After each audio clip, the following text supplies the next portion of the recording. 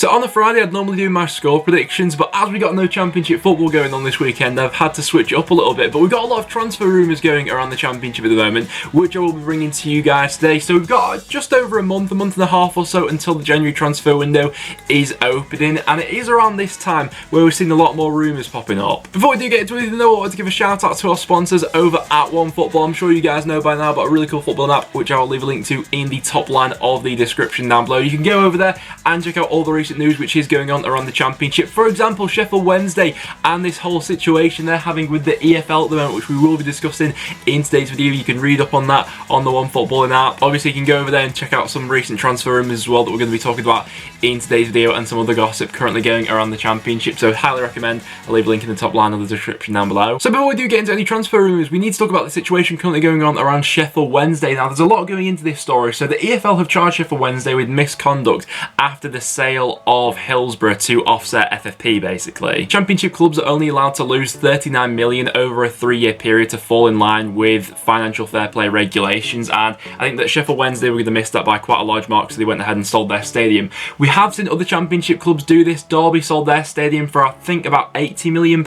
Reading have done the same. I think they sold their stadium for £27 million, and obviously we've now seen Sheffield Wednesday do it, as they sold their stadium for around about £60 million to then fall in line with FFP and make sure they got a profit for the year and make sure they've not got losses of 39 million. Now, the EFL are currently looking into when the stadium was actually sold and if it would then offset the losses that Sheffield Wednesday had had for the previous few years. It's quite a complicated story really, and it's one to keep your eye on. Obviously, we've seen the EFL punishing Birmingham last season. They got a 9-point deduction. If Wednesday are found guilty of this, then they're going to be charged quite similarly, I'd imagine. I think it's a little bit dodgy anyway, being able to sell your own stadium to offset this sort of thing, but there's nothing in the rules against that. It's just how Sheffield Wednesday have actually gone about doing that and whether they have fallen in line with the rules or not. Gary Monk's probably not going to be too happy. He was going through all this with Birmingham last season, and he moved to Sheffield Wednesday. Now the exact same thing's happening pretty much. If Sheffield Wednesday are found guilty of breaching the rules, then they could be sanctioned with anything like a point deduction, a financial penalty, or even expulsion from the league, although I doubt it would get to that. It's all a bit of a messy situation, and it does go to put a dampener on what has been a fairly positive season for Wednesday so far. You know, they're only 3 points off the playoffs. But we will now hop into some transfer rumours. So the first one that I saw popping up the other day was Daniel Ayala being linked with a move to Leeds United. I think that Stoke and Fulham have also been linked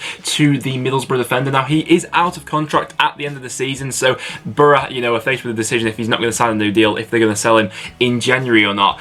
I still feel as if Ayala will be important for Middlesbrough and getting out of this, you know, relegation fight that they've somehow found themselves in at the moment. Would the move to Leeds make sense though? And I've seen Leeds fans having quite different opinions on Twitter so far in reaction to this one. Leeds are fairly light for centre-backs at the moment. You know, Cooper and White are their only real naturally two centre-backs at the club. Obviously, you can get Berardi filling in there. Calvin Phillips can drop back in there if needed. But with Bielsa liking to play that sort of three at the back system, I don't think another centre-back at the club would hurt, and with Ayala, you know, being out of contract at the end of the season, it probably wouldn't cost that much either. Something perhaps going against that would be Ayala's not really a typical sort of Bielsa centre-back, although would he be able to mould him in that? I'm not so sure. If you're looking at Leeds' starting 11 week in, week out, and they're playing a back four, would he get into the starting 11 over Cooper and Ben White? Probably not, but saying that, Cooper lately has been fairly injury prone, so another centre-back coming in January I don't think would hurt them. It's an interesting one to keep your eye on. I don't think that would be the worst deal in the world, although Middlesbrough, I'm sure, will be hoping to keep hold of him. Leeds fans, let me know down below, would you like to see Daniel Ayala? It's an interesting one. Another one relating to Leeds United is Jack Clarke. He's currently being linked with a move to Nottingham Forest. Obviously, Jack Clarke really burst onto the scene last season with Leeds, had an excellent debut year for them, was then sold to Spurs in the summer, and then both clubs probably got the best world out of that, as he was then loaned back to Leeds for the season. But so far this season, yet to play a minute in the Championship, so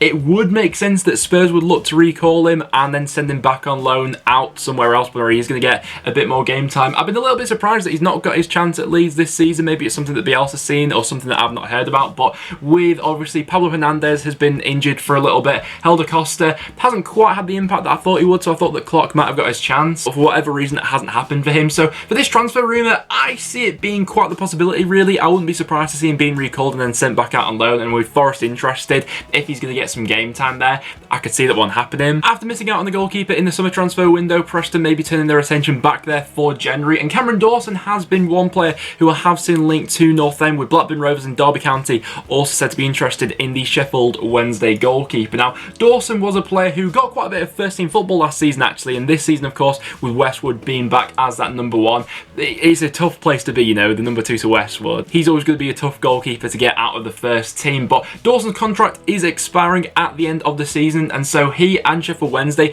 are sort of left with the choice in January as to what they want to do for his career, really. If Dawson does want to stay at Wednesday and fight for that number one spot, you know, it's probably dependent on how long they intend on keeping Westwood around, or whether he does want to go somewhere else and perhaps get more first team football. With Cameron Dawson, I certainly don't think he's the finished article, but there's definitely potential there, you know, there's no doubt about that. I think it was the game against Stoke this season when he made one absolutely terrific save. So Cameron Dawson, one to keep your eye on for this January. Keller from Liverpool's another goalkeeper that has been linked to North End at the moment. Another one with potential there, but at the moment, you know, would that be a bit of a gamble to take on a fairly inexperienced goalkeeper for a side going from a promotion push at the moment? I'm not so sure. I also believe that Declan Rice is negotiating a contract with North End at the moment, so I'm interested to see what happens with this goalkeeper situation with us. One potential player departing from Preston is Ben Davies, who is still being linked with a Premier League move. Now, with the current position that Preston find ourselves in, you know, we're second in the table at the moment, we can't be affording to let anyone go in January, you know, there's no second ways about that. Ben Davies, I think, will play Premier League football, there's no doubt about that. The potential's certainly there, and if we don't go up this season, then I wouldn't be surprised to see it happening in the summer, you know, if a club was to come in for him and they did offer the right money, the club probably wouldn't turn that down at that stage. But I think that to sell him in January,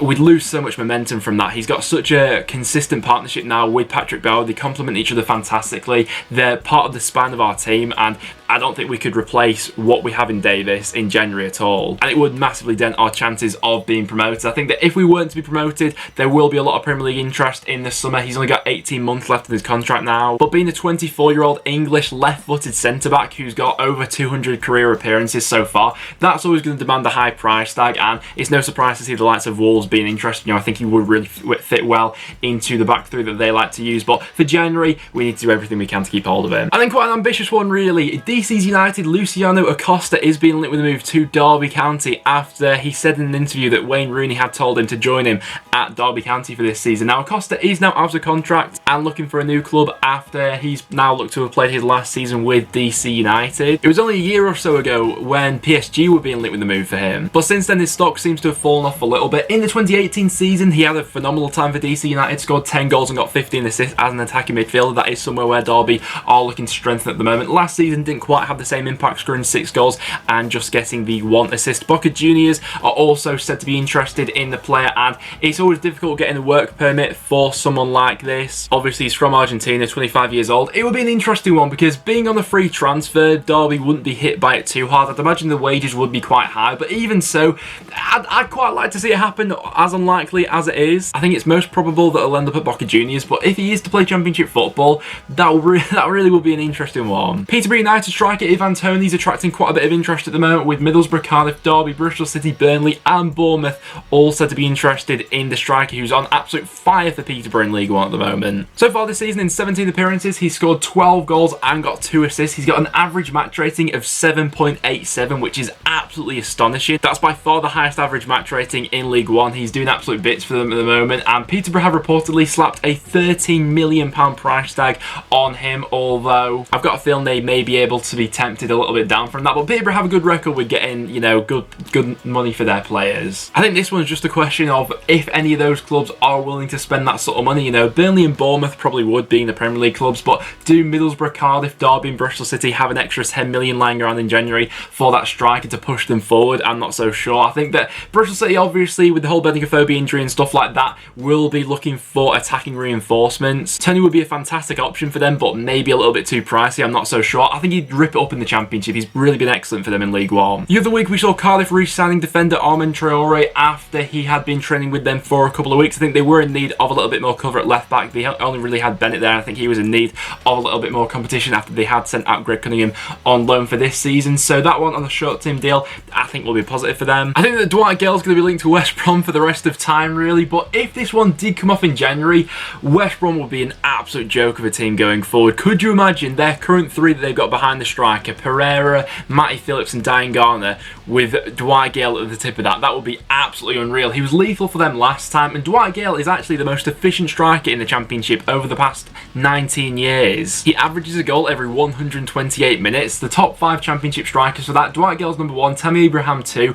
Kevin Phillips 3, James Beattie 4, and coincidentally Charlie Austin, who they've also got at the club at the moment, is currently 5th for that. Other clubs are going to be interested in January. It would be mental if they did pull it off. 19-year-old defender Sam McCallan's also been linked to the Championship with West Brom, Leeds and Nottingham Forest, as well as Aston Villa, also to be interested in the youngster from Coventry. Said to be quite highly rated, but the Coventry are fairly keen on keeping hold of him and have said that it would take quite the price tag to send him away in January. And the final one we'll touch on for today was I saw Colin Grant being linked with the move back to the Premier League. Obviously, he's been Huddersfield star man so far in what has been a pretty shoddy season for them. He's been absolutely phenomenal. In 16 appearances, he scored 9 goals and got 2 assists. When he was coming into the league, all the Huddersfield fans were, talking up Colin Grant quite a bit.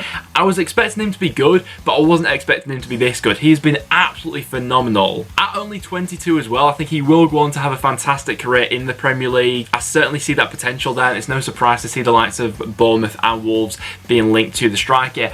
In terms of the possibility of this happening in January though, I think Huddersfield will keep hold of him until at least the end of the season. With the asking price of strikers at the moment, taking into consideration his age, the fact that he's already played in the Premier League before, and how well he's doing this season, Huddersfield fans, how much would you expect to get for someone like Colin Grant? Well guys, there you have it. That will wrap it up for today's video. So I thought I'd do something a little bit different, as we didn't have any score predictions to go over, as we don't have any football this weekend. But if you did go on to enjoy this video, guys, make sure to leave a like. It is always massively appreciated. Get all your thoughts as always in the comments down below. I'm interested to see what you guys are saying about some of these transfer rumours and where you think your club needs to strengthen in January. But apart from that, that will wrap it up for today's video, guys. So if you did enjoy, make sure to leave a like, make sure you subscribe for a bit of regular Championship content. But apart from that, as always, thanks very much for watching, and I'll see you all in the next one.